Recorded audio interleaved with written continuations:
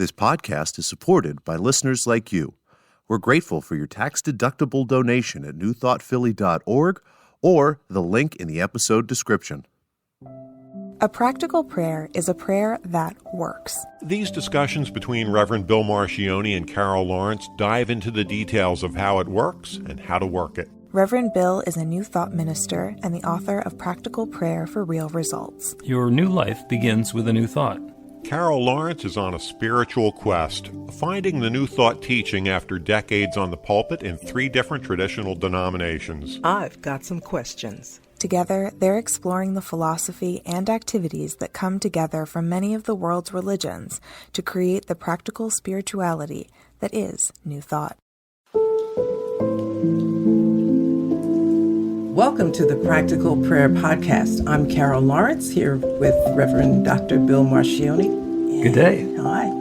You want to talk about channeling, Yeah, which is different than channel surfing. a lot.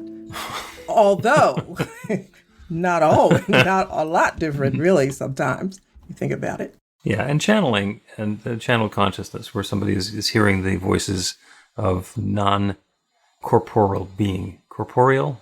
So non-living beings. And they're speaking that spiritual truth or knowing from their perspective here into human life. It's something that is not necessarily part of the New Thought teaching, but it also doesn't conflict with it at all. Mm-hmm. So do you have your favorite channels? What's your favorite channel? Me, number one. Okay. And Esther is interesting. Okay. Esther Hicks, yes. who channels Abraham. Yes. And Cryon is interesting. There are a couple of others. I don't have favorites as such. Sometimes they're like ranked by popularity. Some channelers channel different stuff. So I don't have favorites necessarily because I know what it is.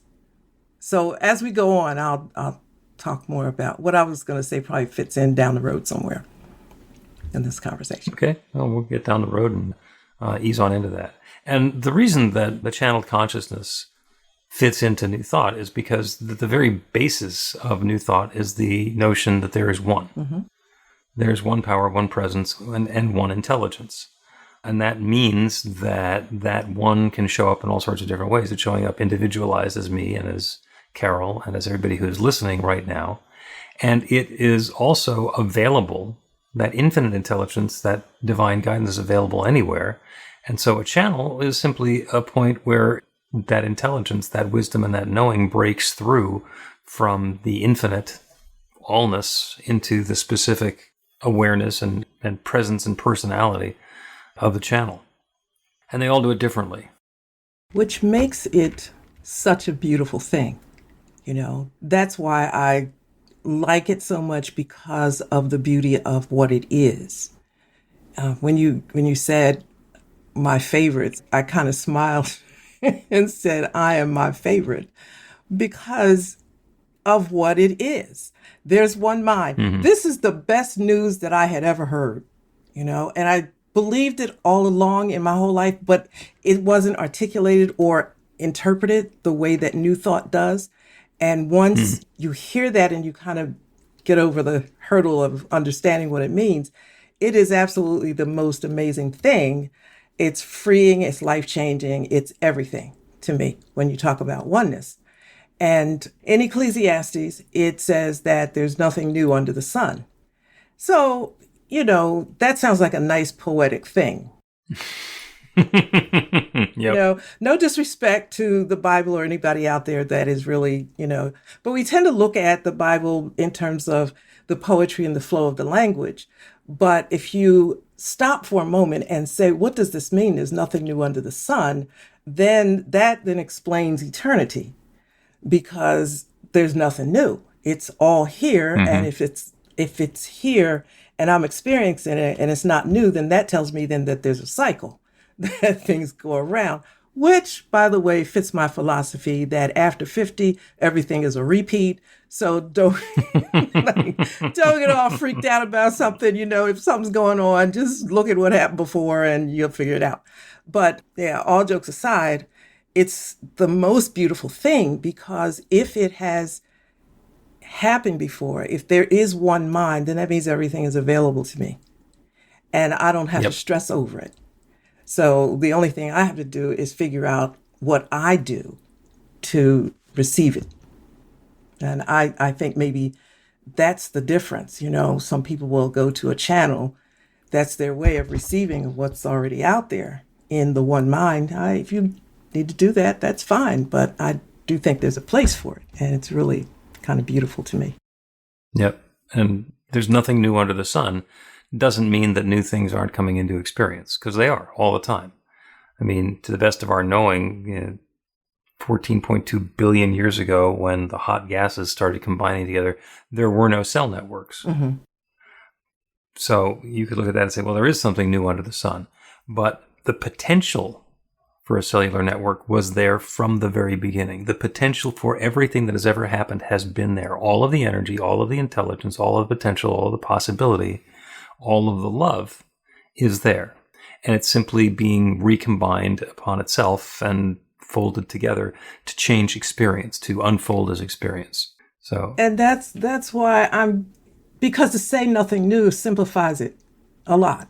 You know, it's like, oh yeah, you know, it's always been in the mind of God, if you want to put it that way. It's always been there. We have the privilege of pulling in what we need, and our gifts attract things and create things or whatever out of what already is. But it's there. Yeah, kind of.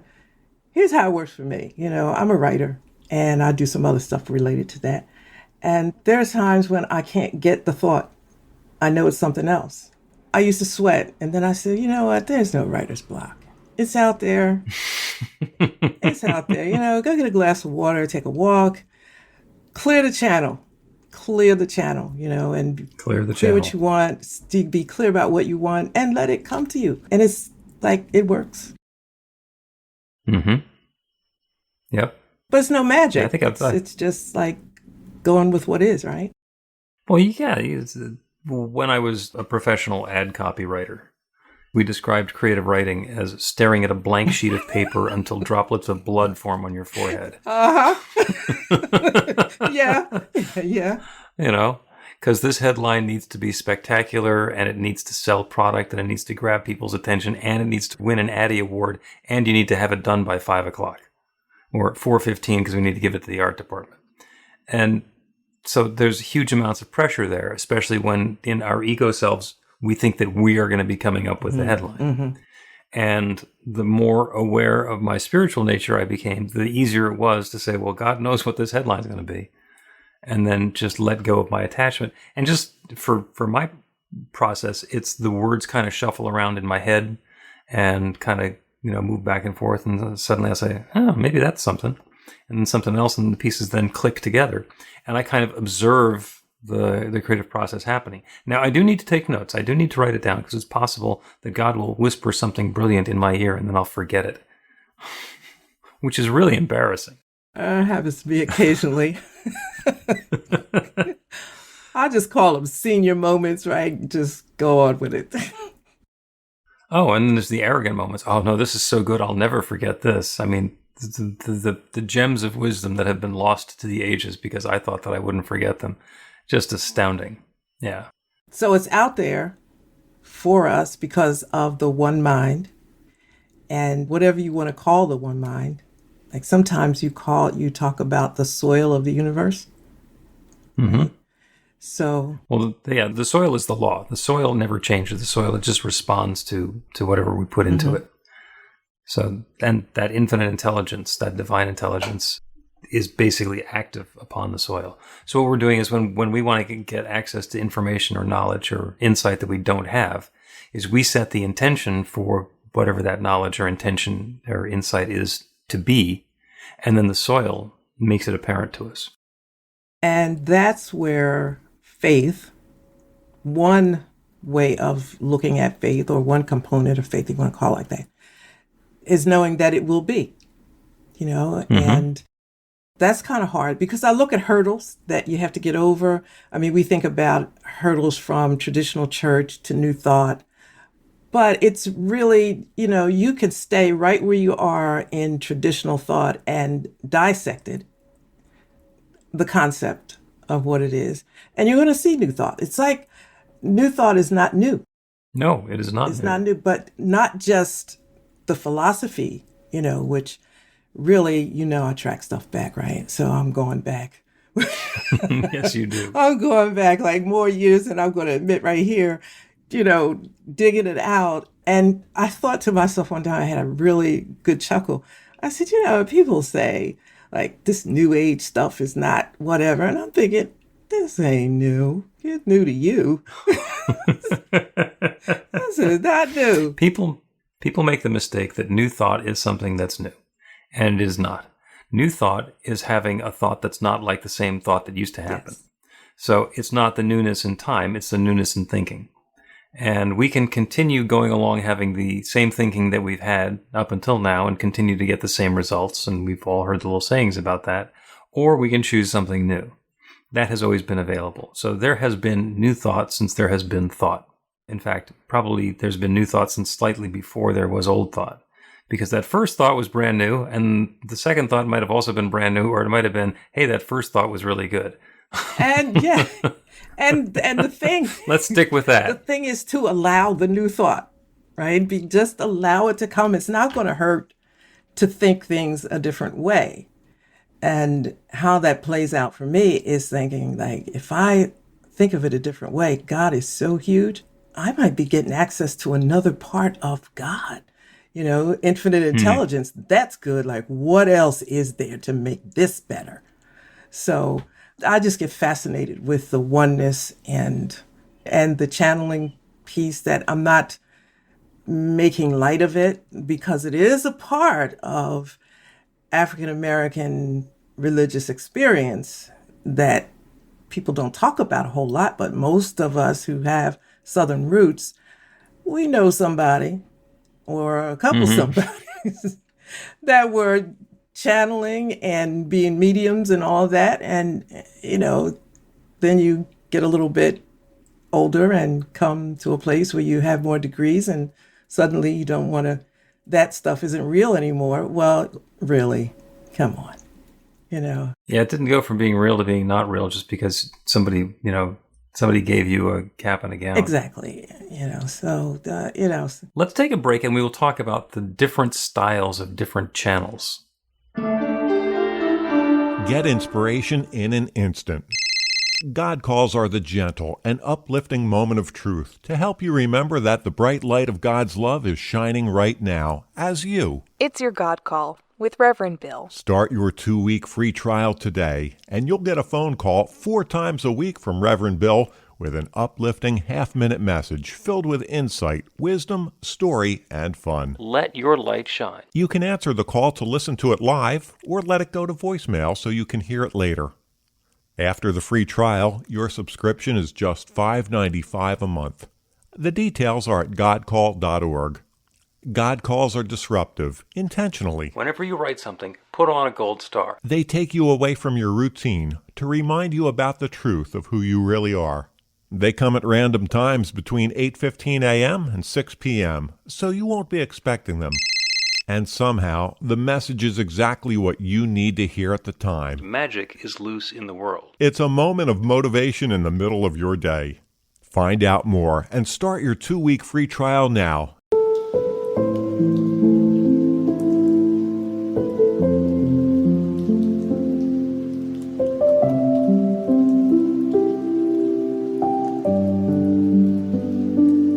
Welcome back to the Practical Prayer Podcast. I'm Carol, here with Reverend Dr. Bill Marcioni. We're talking about the styles of channels, and there are different mediums. Is that really a word? Is it media? No, it would be mediums. Mm-hmm. There are different people who channel different non-corporeal beings that have a different style. So Esther Hicks, who channels Abraham, has a very interesting voice and an accent. And it's different than her accent when she's just speaking as Esther. And she says that the severity or the intensity of the accent is inversely proportional to her resistance. when she's resisting saying what Abraham wants to say, the accent gets really strong. And when she's right in the flow and right in the groove of it, she sounds a lot more like Esther. And you can hear in the recordings over the years and decades that it started out as a really distinct accent and then it went away a little bit. And now it's coming back and forth, in and out a little bit. Paul Selig, when he's channeling, he actually will very quickly say what the consciousness is telling him, and then he will repeat it back in his own words. And sometimes it's really fun to watch him because the consciousness that he's channeling will tell him something that he doesn't agree with, and they'll have a little argument before he's actually willing to say it in his voice. Now, he's already said it in their voice because that's how he hears it, and then he, has that going back and forth. And then, of course, there is the third example that I love, the master medium, which was from the movie Ghost, played by Whoopi Goldberg, who thought that she was a phony until suddenly it turned out that she wasn't. And she sounds like a medium who sounds like Whoopi Goldberg. So it can show up in all kinds of different ways. Who are the other ones who you have experience with that have a distinct style? The ones I know are not famous. They're people that I've known over time when I was a little girl and subsequent to that. So they have no name. They have no fame. There are people that channel that I know and mediums that, when we say mediums, sometimes people talk to loved ones that have, they say, crossed over. And not too interested in that. That's good, but it's because of, I guess, my own theology about once a person moves into the next place in life. For instance, my father was my absolute best friend. We were joined at the hip and all of that business. And I never desired to talk to him. I thought about him a lot. And I do believe he had such strong beliefs about where he was going. And I have beliefs about what happens. Why would I bother him? He's on to the next thing. He did his best with me. And so there may be a medium that will say, I can have your father talk to you. And I said, listen, he may come back pissed. He's doing something else. He's got other agendas. He did his thing here. So it depends, I guess, on what you believe or, whatever. Yeah, there's also the notion that time is basically a human construct and that all of this unfolding, and we were talking about that before, that there's nothing new under the sun. It all started out as this infinite potential. So everything that is has been available and possible since the beginning. And it's our physical incarnation that gives us a timeline because there's a birth moment and then there's some stuff that happens and then there's a demise moment. And we don't really know anything about the before and after. But it is possible that everything in our experience is like a movie. So the reel is already there. Mm-hmm. And by the time you thread up the film and the opening credit sequence starts running, it's going to run through to the end of the film. And it's just about it's going at 24 frames a second. So we get to experience it. So it's like maybe what you're doing is you're going to, somebody's going to channel Dad. And it's like, oh, he's off in the middle of 16 other films now. He's going to have to come back to frame number 2743 here so he can talk to you. Yeah. And it's kind of real like that to me, because I just think he gave me everything that he could possibly give me that I could receive, right? And I'm even receiving some of it that I couldn't receive before. So he's not hanging around here. What is he, watching me? He's already done his thing, right? He's on to the next, as you say, reel. Yeah, but he might be watching you because in an infinite universe, watching you doesn't take away from anything else. But why would you? Listen, just go on with your next thing. I would want him to go on with his next thing. I'm going to let you reserve the right to make that decision when you get on to the next thing.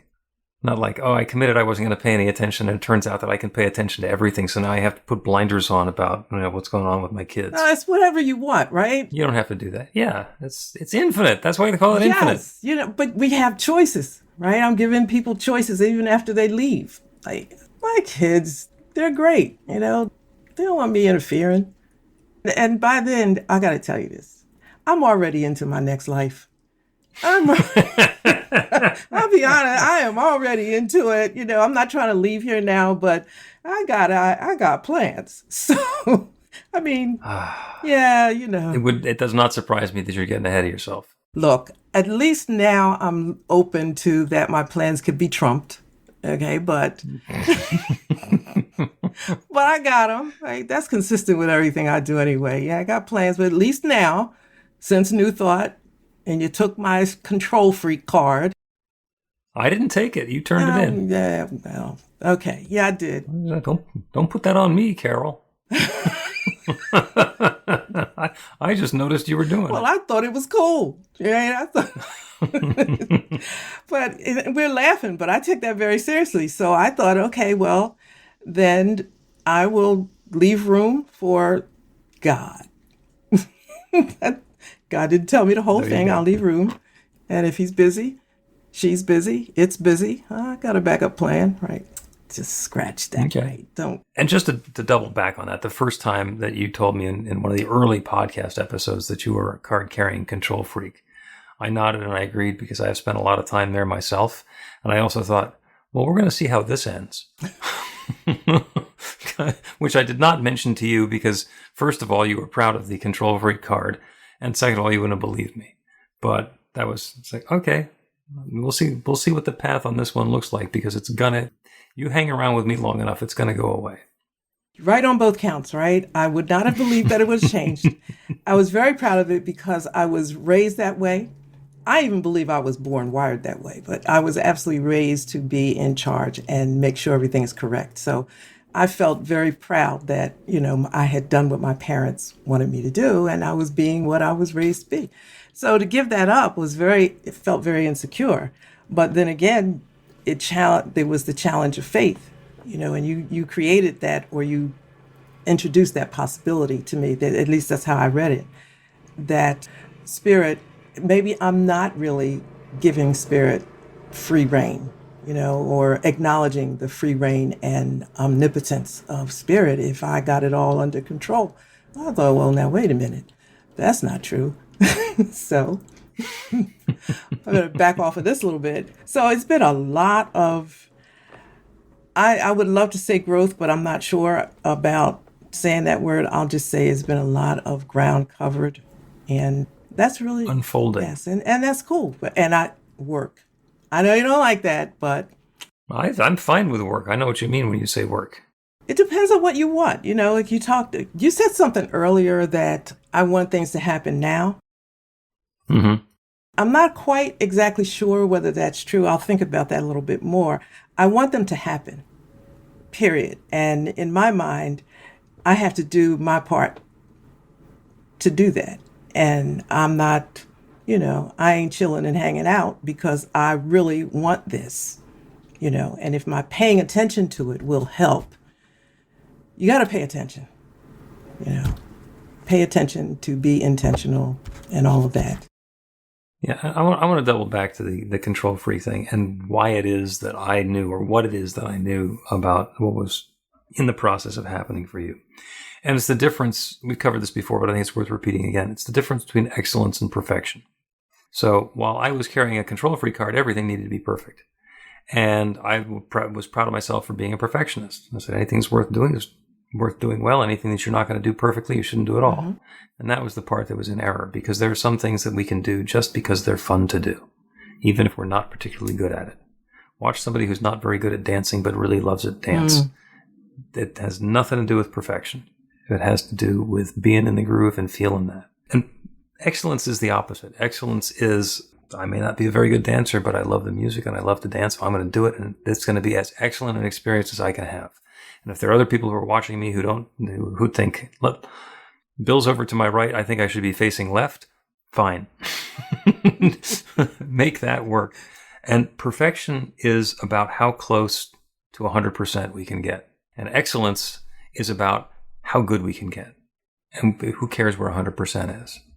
It's going to be from our own baseline of wherever we're starting to get it as high up on the excellence scale as we can. And I've talked about Ivory Soap before. Mm-hmm. 99 and 44, 100% pure. And when I was a kid, all I could think of was, what's that other 56 of 100ths of a percent? Yeah. Because it's not soap. It's like, what's wrong with this product? And I completely missed the point. Yeah. And by the way, when I was writing ad copy, I would not have come up with that because it wouldn't have seemed to me to be good soap. Yeah, yeah. So then, as a control freak, we look for perfection, and that's Everything is measured again by how far it is from zero defects. Mm-hmm. But when we're looking for zero defects, our attention is on defects. Even if there aren't any, we're still looking for them. Mm-hmm. Whereas with excellence, it's like, oh, okay, there's 9 pins in the bowling lane, or 10 of them, and I knocked down 9 of them. Isn't that great? Because for so long, I was throwing the ball into the gutter. I didn't get any of them. Look how much better I am. Okay, so then, I'm not, in the interest of full disclosure, I'm not sure that I've transferred quite yet from perfectionist to excellence, because I'm going to do the job, whatever it is, to the best of my ability with the time that I have to do it. Absolutely. And that's excellence. And the part that you're no longer freaking about it is the transformation point for you. Well, now, I didn't say I was no longer freaking about it, right? Okay, I turned my dissertation in. That's the level of excellence within the time that I had to do it. Mm-hmm. But I kept working on it.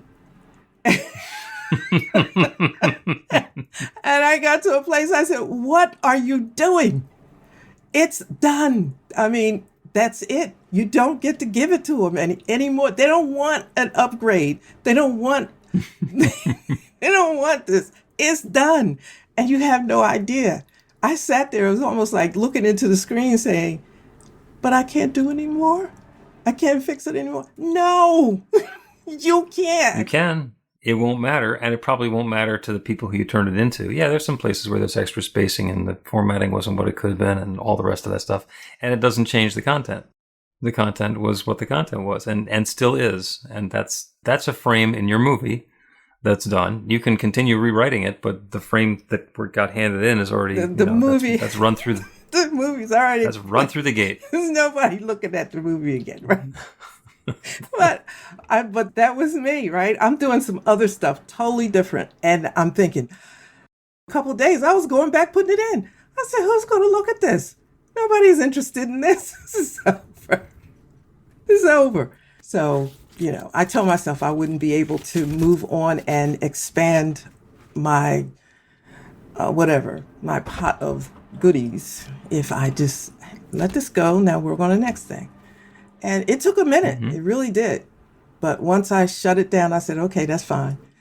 And I put it in its file in the computer, marked, not finished. Unedited, and just move on. Well, and if you're going to use the material to do something else, then I'm sure you will continue editing and editing and editing and refining and fine-tuning to your heart's content. And that's the important part, is heart's content. Let's take a break, and when we get back here, we will do a prayer for excellence. Learn to put practical prayer to work in your life. The steps are simple to learn and let you begin to get real results to create the life of your dreams immediately.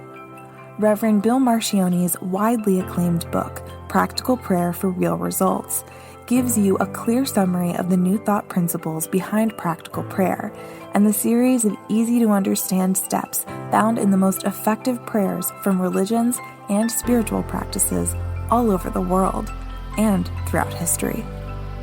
Practical prayer is not a replacement for your religion or practice. It's a technique to make the work you do in consciousness even more effective.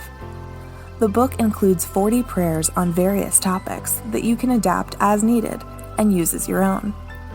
Practical Prayer for Real Results is available in paperback, Kindle, and audiobook on Amazon or at b-the-light.com. That's b-the-light.com.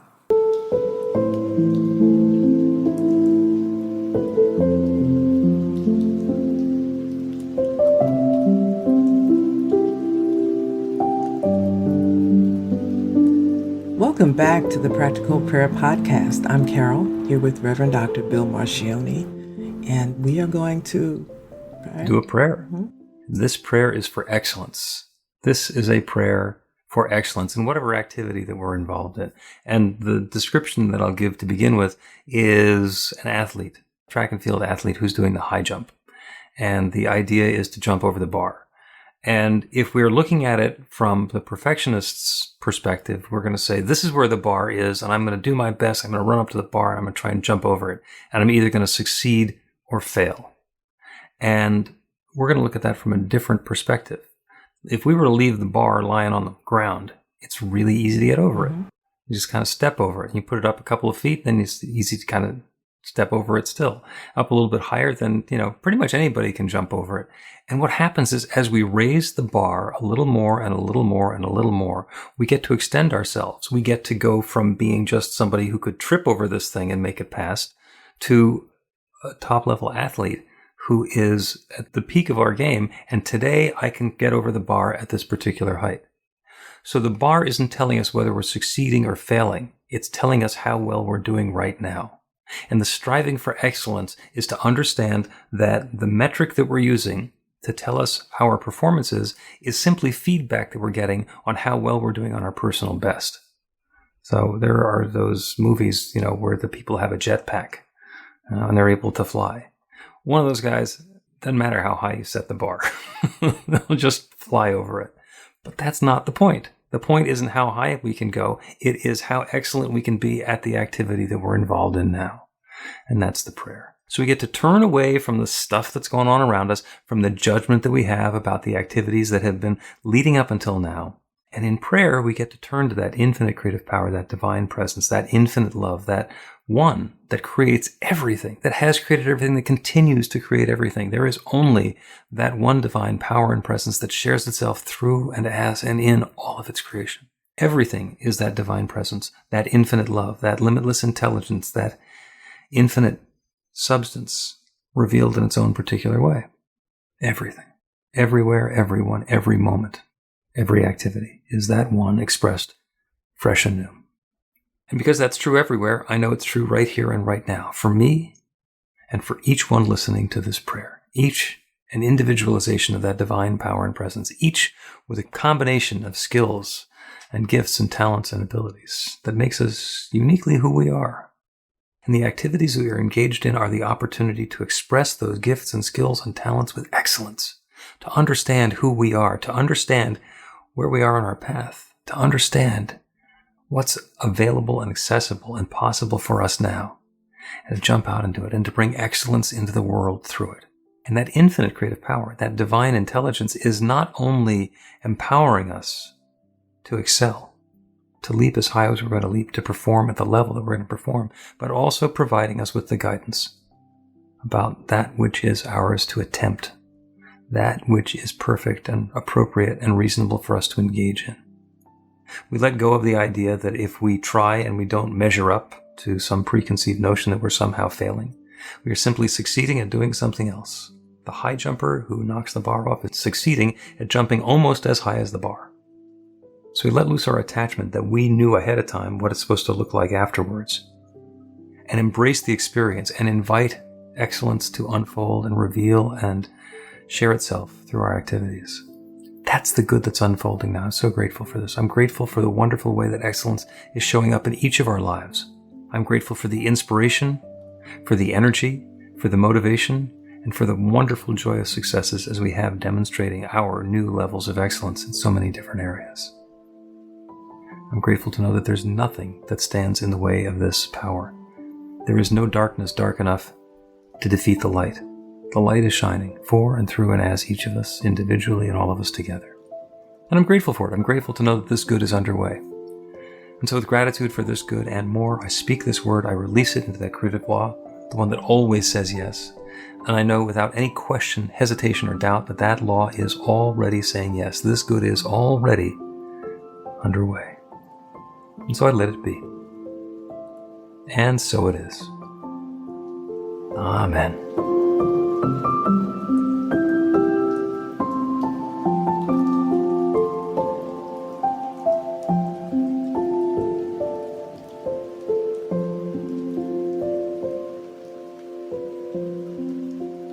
The Practical Prayer Podcast with Reverend Bill Marcioni and Carol Lawrence is a production of BeTheLight.com, be-the-light.com. where you can find more information about practical prayer for real results. Our theme is by Music of Wisdom.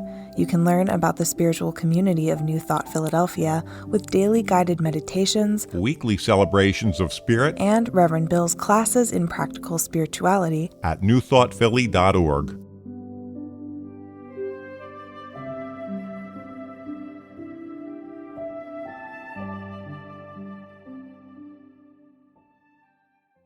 This podcast is supported by listeners like you. We're grateful for your tax-deductible donation at newthoughtphilly.org